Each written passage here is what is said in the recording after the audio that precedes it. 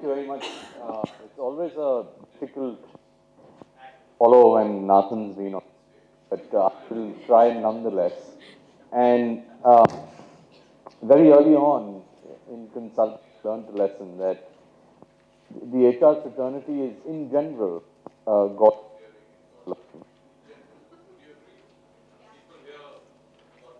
God-fearing, God-loving. Can you put your hands up? And therefore, this saying resonates with the community. In God we trust, all others please bring data. So I'm going to try and tell you a story using data. And perhaps that will add to everything that Nathan shared with you. And I definitely access to his photo library. It'd be an interesting exercise actually to tell your story using those photographs, right? Everybody has a different story to tell. Is the audio choppy or it's fine? So let me address the elephant in the room. I'm not qualified in HR, by the way. As you would have heard, I did my MBA in finance, and let me let you into a secret as well. I failed mathematics in class 12. Okay. I went on and did my MBA. Yeah, there is something wrong with the audio. I think it's choppy.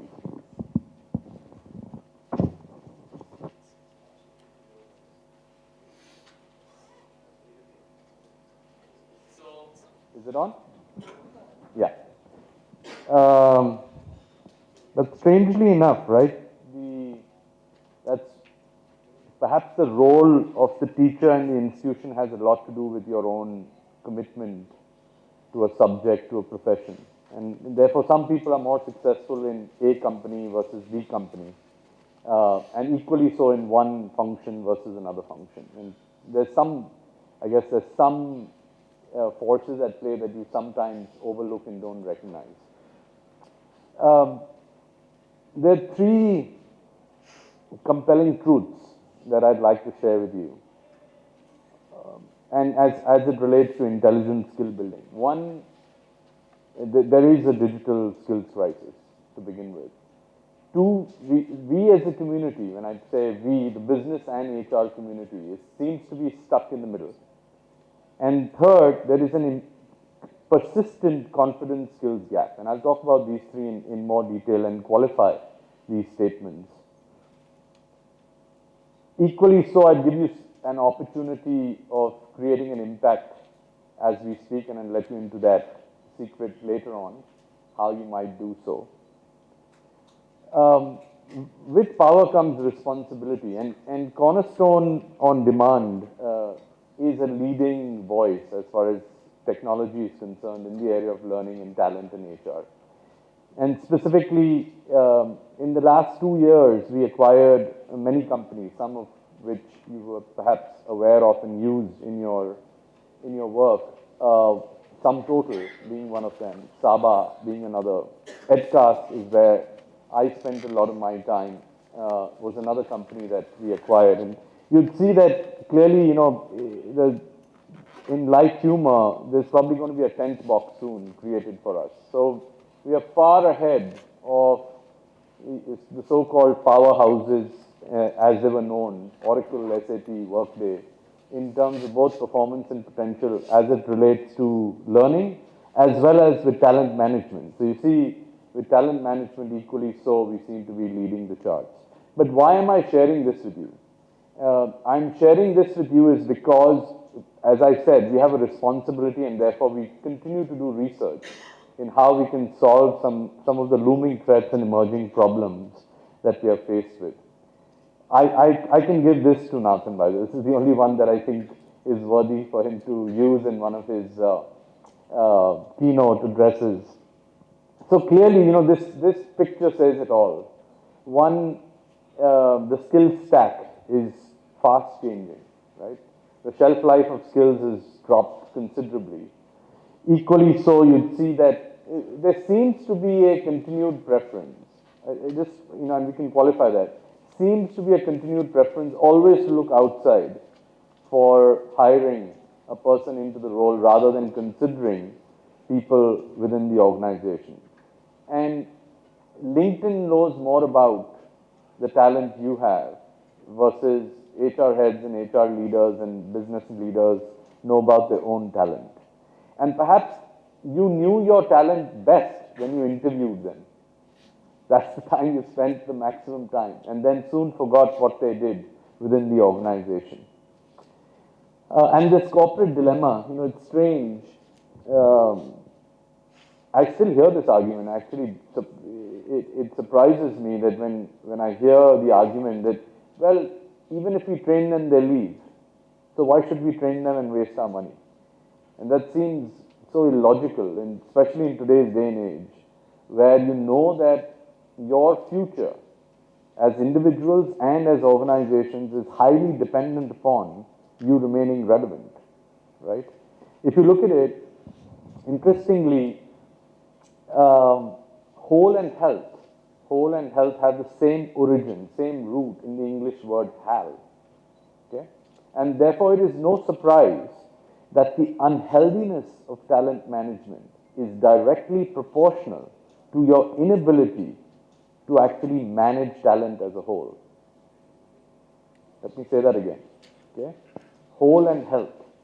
So when you talk about healthy programs, healthy organization, learning organization, these are all interchangeable terms. And health comes from a holistic, like even nutrition being wholesome, right? Or how you treat your body and, body, mind and soul. Everything about holistic, wholesome. And whole and health are from the same origin as in the English word hal. Therefore, the unhealthiness that you see in organizations today when it comes to talent management is directly proportional to the treatment of talent in piecemeal basis. Okay, very, very fascinating. If you just paid attention, that's perhaps the source of the unhealthiness that we see today in organizations. Now, as I said, we're stuck in the middle. And again, compelling in evidence. Here's the tragedy. Close to 50% of HR leaders don't know where the skill gaps are in their organization. This is global data. 50% of leaders do not know where their skill gaps are. Now, if you dovetail that with over 50% don't explicitly have a strategy for future work. And this is an integral component, but makes it even more complex, right? Equally so, if they do know where the skill gaps exist, they can't bridge them fast enough. They don't have solutions to bridge them fast enough. So the widening of the gap continues. And actually, when I spoke about the confidence gap, that's the confidence gap between employers and employees. So employers are far more confident than employees are about having the relevant skill set to sustain their own future, right? To future-proof their own careers in a way. So we did this research. This is actually very recent. We were in Goa together for a CHRO conclave with Economic Times, and I shared some of these results, which had just been published. So this is a talent health index, and again, a global research that we just undertook. It's essentially, you look at talent health in 4 levels of maturity, so foundational to transformative. So that's one thing to keep in mind. And equally so, what are the dimensions or the proficiencies required for holistic talent management? And they're called out there. Culture and technology, skill strategy, learning and development, content strategy, performance management, talent mobility, and talent reporting, data and analytics. So those are the 7 dimensions that were studied in detail with the objective of really ascertaining what is the maturity level of talent management of organizations across the world. 98% of organizations have room to improve their talent programs. Only 2% of the organizations actually fell in the transformative stage of maturity. And on an average, most organizations, fell in the administrative stage. What does the administrative stage imply? Number 1, yes, you have some skill development initiatives that move beyond compliance. That's the first. 2, skills is still not a common language within the organization. So it's not become, the so-called lifeline or the DNA of an organization as far as skills are concerned. 3, most processes are still manual, though some have begun to get automated. And finally, most decisions are still top-down, which means there is a fair amount of delegation of authority still warranted, or decentralization still warranted in the way they operate. We then classified organizations into high-performance organizations, average performers, and laggards.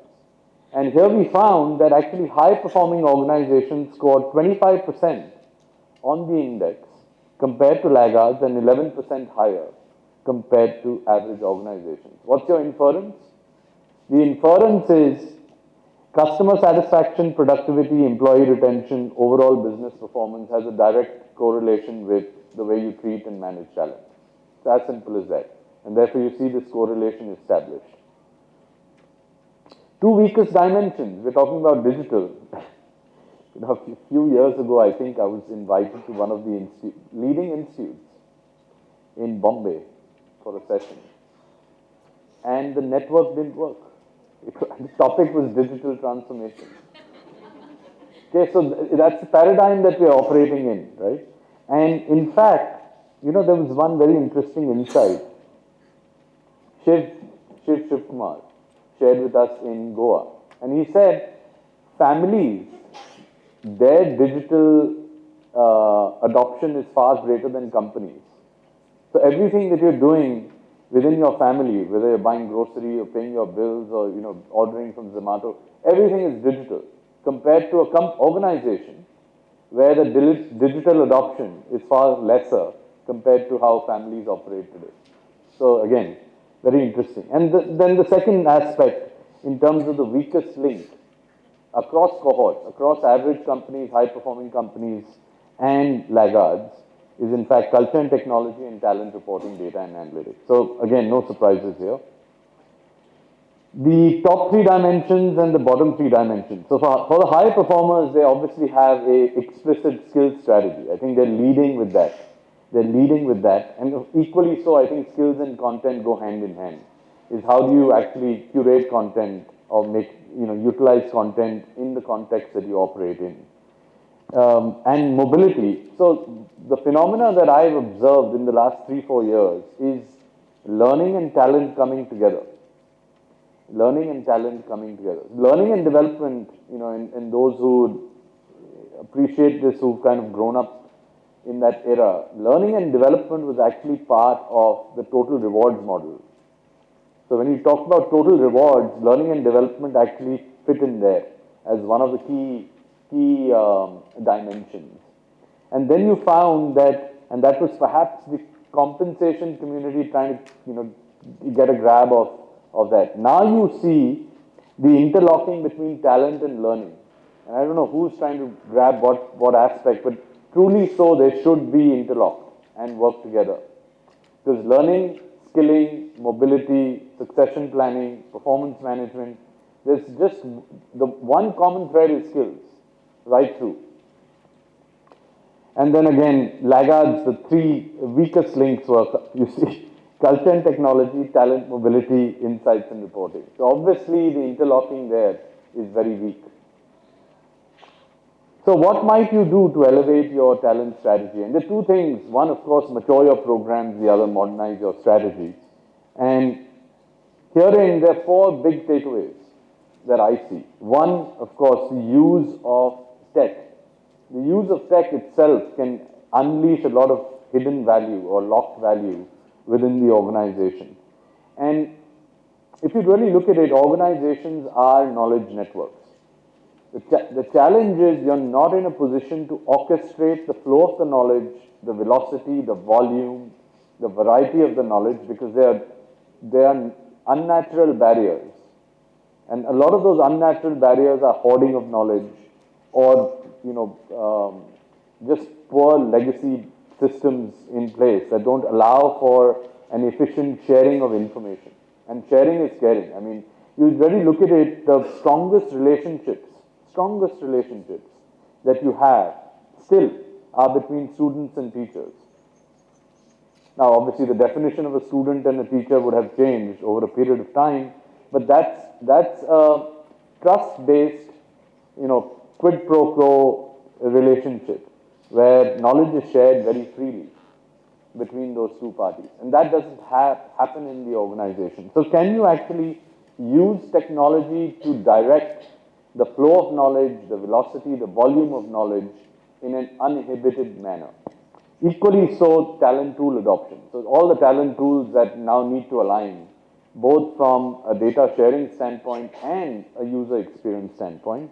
Leverage AI and ML, chat GPT, generative AI, AI in play in general, of course.